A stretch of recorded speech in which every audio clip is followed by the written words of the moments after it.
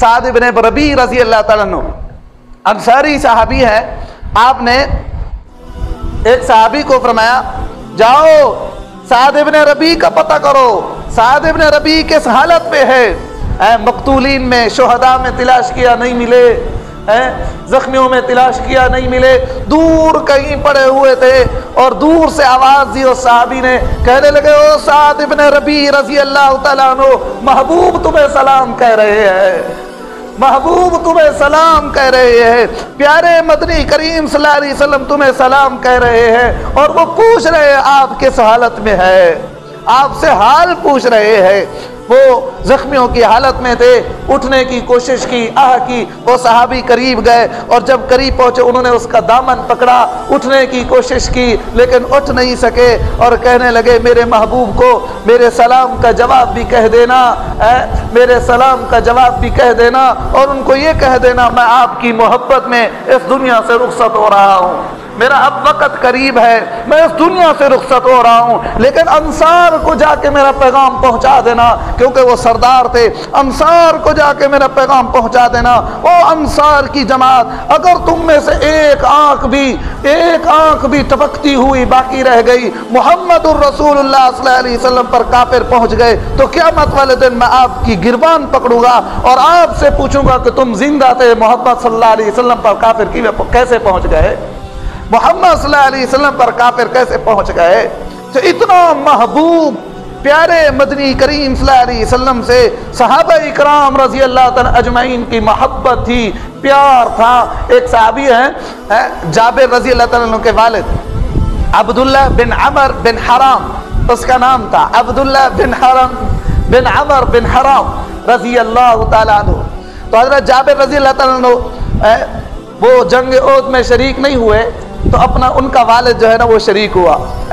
جو جب جنگ میں گئے تو وہ شہید ہو گئے، کافروں نے ان کو موصلہ کیا، ناک کاٹے، آنکھیں نکالی، کان کاٹے، اندر سے کلیجہ نکالا، کلیجے کو باہر نکالا اور اس کو چبایا، موصلہ کیا، سارے کے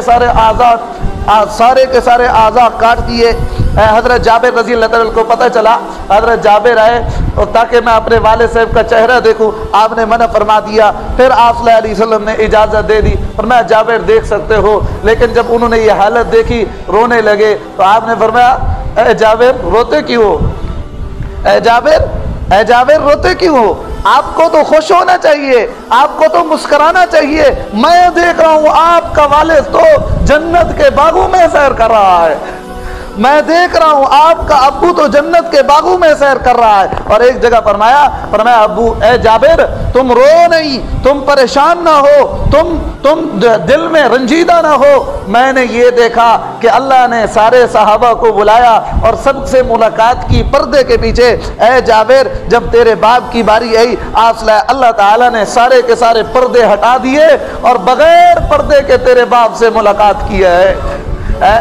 تو جنگ احد میں صحابہ اکرام رضی اللہ تعالیٰ اجمعین کو پہلے فتح ہوئی، پھر شکست ہوئی، پھر اللہ نے فتح عطا فرما دی. ابو سفیان آوازیں دیتا ہوا کہہ رہا تھا افی القوم ابن محمد، افی القوم محمد کہاں ہے، کیا قوم میں محمد ہے؟ افی القوم ابن قحافہ، کیا اس قوم میں ابن قحافہ ہے؟ افی القوم ابن خطاب، کیا اس قوم میں عمر ابن خطاب رضی اللہ تعالیٰ عنہ ہے؟ تو اللہ تعالیٰ نے یہ منظر دکھایا، محبوب صلی اللہ علیہ وسلم نے ان کو روکا جواب نہ دو.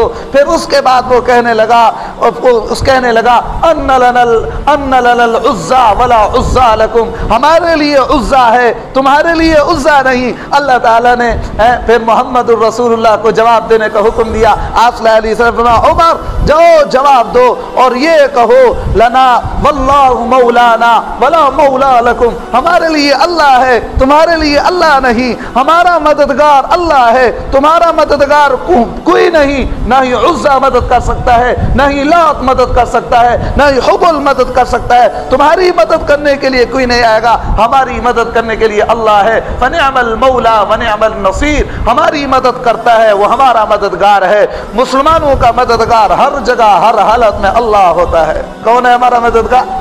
اللہ ہوتا ہے۔ تو صحابہ اکرام رضی اللہ تعالیٰ اجمعین نے میرے پیارے قربانیاں دی، اپنی جان کو اللہ کے سامنے پیش کر دیا، جان کو جان نہیں سمجھا، سب کچھ قربان کر دیا، مال تھا وہ بھی لگا دیا، جان تھی ایک جان تھی وہ بھی جان اللہ کے راستے میں نشاور کر دی۔ تو صحابہ اکرام رضی اللہ تعالیٰ اجمعین محمد الرسول اللہ سے محبت کرتے تھے، تو آپ بھی محبت کرتے ہی نہیں کرتے؟ کرتے نہیں کرتے؟ کرتے نہیں کرتے؟ جو کرتے ہاتھ کھڑا کریں، جو کرتے ہاتھ کھڑا کریں۔ آج میں تم سے جان نہیں مانگتا، میں تم سے مال نہیں مانگتا، میں تم سے یہ مانگتا ہوں محمد الرسول اللہ کی سنت کو زندہ کرو، محبوب کی سنتوں کو زندہ کرو، اپنی زندگی میں لے آؤ، اپنی زندگی میں لے آؤ۔ آپ صلی اللہ علیہ وسلم کی سنت مبارک داڑھی بھی ہے، آپ کی سنت شلوار ٹخنوں سے اوپر بھی ہے، آپ کی سنت نماز میں جو سنت ہے وہ بھی سنت ہے، ہر چیز میں آپ کی محبوب کی طریقہ موجود ہے، ان طریقوں کو اپناؤ، یہ بھی محبت ہے۔ اس کی کوشش کریں گے نا سارے کے سارے۔ اللہ مجھے اور آپ کو، ہم سب کو عمل کی توفیق عطا فرمائے۔ واقول قولی ھذا استغفر اللہ العظیم